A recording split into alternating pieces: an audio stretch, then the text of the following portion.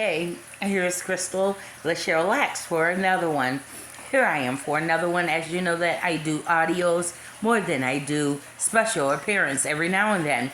I normally do audios like a radio announcer or radio person, talk personality. I'm mainly behind the scenes instead of always being in front of a camera. I cannot stand cameras to be on me every day. That's a clue to all the spying ones, just to let you know that. I don't like to dress up every day. I don't like putting on makeup every day. I don't like wearing my hair every day. Don't want to get bald. I may want to just be raggedy as heck around the house. So therefore, I don't like cameras all the time. I'm not a camera person. So every now and then you might just see me just roam around the house so you could get some kind of visual of something. But anyway, we're going to talk about the tiny house and me. Now, I did buy a house in the most racist place in Indiana. That would be Muncie, Indiana. I don't know if they was messing with me because their town is so broke and so poor. It is number 6 or number 8 now on the poorest. No, I think they made it all the way to number 4. How about that? They have put their own self on the map of being one of the poorest city in Indiana. How about that? Thumbs up to you there, buddy. Keep up the good work. I can tell you how you end up doing that. You end up doing that by being so racist and chasing as many black people that with money out of your city as possible. You used to have all type of factory company, but now you don't have not one factory company generating any type of money or revenue for your city. Now you're begging people for $5,000 if they will move to your racist town. Why? So that your police officers can inappropriately touch their daughter. So that the men of the city that is thirsty, and I really mean thirsty, ugly, looking, busted, unemployed, so that they could sit up there and molest people, children. For that, I would say thumbs down on that one. No, thank you. You go ahead and struggle with your own poverty city, because we're not about to put you on the map for anything but your little corrupt little racist town. How about that? So, before I so rudely interrupted in my thoughts about that place, so I was thinking about beforehand, sometimes you have to follow your first mind. So my first mind was that I'm going to take this money and I'm going to do the whole tiny house deal. I'm going to buy me some land. And I was thinking like out in the wilderness, per se, like children of Israel. Then I got to thinking about mountain lions and me and my daughter out there by herself, 2 black chicks out there by themselves in the wilderness. So I decided to change my mind, and I decided to go buy this house in Indiana. Big mistake. Very big mistake. Do your due diligence when you're going to go buy homes. I learned the hard way. Do research on that particular city. Especially if you're black, you want to make sure that they're black friendly. Hey, yeah. You want to be able to say we are black friendly as well. We welcome everyone into our community. Okay? So, therefore, the whole tiny house is what I want to do. Because I'm not a woman. See, I grew up in the Midwest, right? And my family or my grandmothers got some Southern in them. So we're pretty much simple, common sense, practical people, basically, right? So even though I live out in California, but that I'm still who I am, who I grew up being. And there's nothing wrong with that. Out in California, they make it seem like everything that your grandmother and the older people of your generation and black generation is that everything is wrong. No, they taught me how to have respect and decency for people, something that you don't have for me or for other people. They taught me how to mind my own business and don't start trouble with other people. I think they taught me pretty well, okay? And if I'm loud, because they have a bad habit of saying that I'm this loud black woman. You know, the stereotype black woman, you know. I'm supposed to be on crack. I don't do no form of drugs. I don't even like my kids doing weed around me. I don't. So, therefore, yeah, they do. and it's like, oh, she's so ghetto. And it's like, and you're so incorrect, sir. If we want to get very technical, what is so ghetto? What does that mean? Could you please explain that to me and break that down for me, please? Because a ghetto was the slums. That would be a geographic place, right? Right? That's a location, right? So if you're going to talk about me with some form of intelligence. Talk about me and say, she sounds like she came from the ghetto. Okay? She's so ghetto. I'm not a place, I'm a person. Person. Not the place. Some of that is going to fly right on over your head, but that's okay. You'll land eventually. Okay, getting back to my tiny house. Getting back to my tiny house. My tiny house goal was that I was going to buy some land and go to Home Depot and get me one of those cheap little sheds that you could convert into a house, and that's still my goal. I don't need a big giant house. I know that sometimes I may daydream about it, but then when you get to think about all of those bills, I think that some people just love bills. I think they just love getting bills on them. Really, it's like, wow, it's like they're in competition with bills and living bigger than the other person. And for some of you guys, you're impressing the wrong people. Like, for some black people, they figure that if I get this and I show off this to white men, that look at this, I got me a white woman and I'm living in a nice big house and I'm driving a car just like you. And I think that some of these white men and white women, that they're downsizing black men and black women. They're going towards the tiny house. It's a whole trend. It's a whole fad about forget these bills and trying to impress the Joneses. Because the Joneses have their home paid for in full. You don't have your home paid for in full, and you're stressing every month about all of these bills. Well, if you downsize, you won't have to worry about stressing every month about all of your bills. And if you listen to Susan Orman, she tells you to cut back on your credit card debt. No, you go out and you try to pretend that you have it like that, and that you're all rich and wealthy. Either the black, try to play the bougie black role, that I got it like that, when you don't. Everything is rent a center. You lease your car, your home, your furniture, even some Remy hair. They even have that on rent to own. Everything is rent to own with you. Some of the white people, you try to act like you got it all that. You're living from credit card to credit card. Tell the truth and shame the devil. You are shuffling those credit cards around, honey. Yes, you are. And you are putting your own. I wish I had Susan here, because she'll check you. She'll check your tail. Susan will check you. So therefore, yeah, she'll tell you, cut up those credit cards. Cut up your credit cards. You're freaking insane. You're constantly putting your own self in more debt. Wouldn't you say that, Susan? I sure will, Crystal. Yes. So therefore, and Dr. Phil would ask you, what are you thinking? What are you thinking? So you're getting advice from two of them, Dr. Phil and Susan. What they're saying is that, what are you thinking about putting yourself in deeper debt? Cut up your credit cards. Therefore, you can't use it. We're not talking about $25,000 in credit card debt.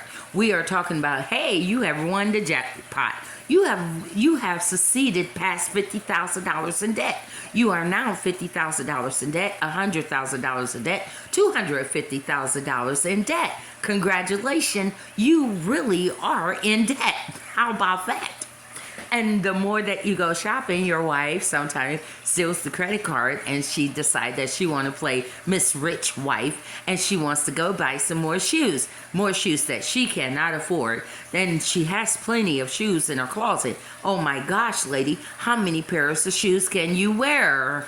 In just a whole year, you have over hundreds of shoes in your closet. Now, to me, it would tell me, the common sense, practical woman would tell me that we're in debt. Let me go ahead and begin to sell some of these shoes.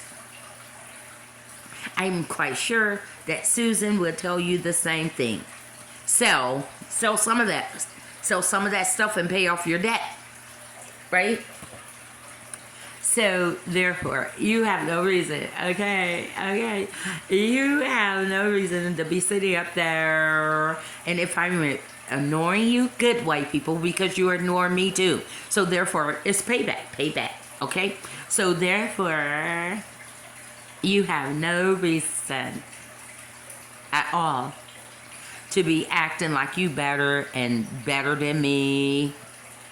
Some of you rent-a-center black women, you probably got the same furniture that we got up in here. Same color, probably the same style. But you rent it. You rent your furniture. Your car is rented. The bag, now they got a brand name bag.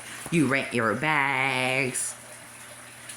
Everything is rentacenter.com for you. Nothing is paid for in full. I could say over my lifetime of 55 years that I have owned, and I do mean own, I mean paid for in full, even if it was a $6,000 home.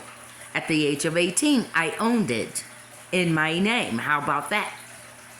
South Bend, Indiana. I own my home in Muncie, where all of the racist, married KKK people reside. The people that still call you a street walkers, porch monkeys, those type of people. You know, they're very charming, aren't they? I call them the children of the cornfield in Muncie, Indiana. I don't know where they came from. They look like everybody been sleeping with their cousins and came out with some children that they dumped out in the cornfield. So therefore, back to the tiny house, shall we? So I wanted the land and I wanted the shed. And if I get that, that will be suffice for me. Well, I know I got my own private land. You don't have a right to be up on my land videotaping nothing on my private property. I just want to pay my property taxes. I don't want all those bills on me. Nope. If that's what you want, then more power to you and keep yourself in debt. That's your goal. That's your dream. That's your life goal. That's what you want. Then that's what you get. But from the tiny house videos, I have seen people do so many miracles with those tiny houses that started off as a shed or that started off as one of those train carts and stuff. I mean, they have done some really amazing. This one lady made her house out of a abandoned Boeing airplane after her husband died. And it's a luxury. I mean, like, you can have your own palace. You just may have to create it your own self. You can have your own mansion. I'm thinking, what if you put two sheds together? Two big size, nice size shed together. That's almost like a mansion. Right? What if you put 3 of those mugs together? That's what I'm saying. So they're only from between, all depends on that Home Depot and other places. I mean, like, these are some really nice looking sheds. All you have to do is just do the finishing touch. You don't have to worry about no framework, spending days to build. It's already built. The framework is already there. You just have to put it on good concrete, good foundation, and you good to go. Get your plumbing and electricity hooked up, and you're good to go. And that's how I want my life. I don't want all of these bills so I can make a landlord richer and richer every month. That's why I started buying my own house with every little money I got, even if it was cheap as heck. And I just had to fix it up. So what? So what? I'd rather deal with the fixing up than to deal with all of that. Payment to a landlord. They getting richer, and then here in the state of California, they don't know how to stop with the charging people of rent. Like I seen this one place. It was a nice place, but for 500, for 5,000, for 10,000, bruh. But people want to live big. It seems like they like to outdo each other in who can have the highest mortgage payment, who can have the highest rent payment.